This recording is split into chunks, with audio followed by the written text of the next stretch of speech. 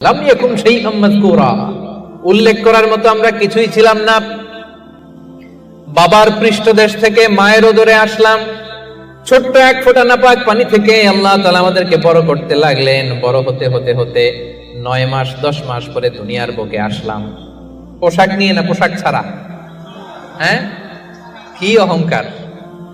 Naked হয়ে আসছিলাম, নগ্ন, গায়ে জামাটাও ছিল না।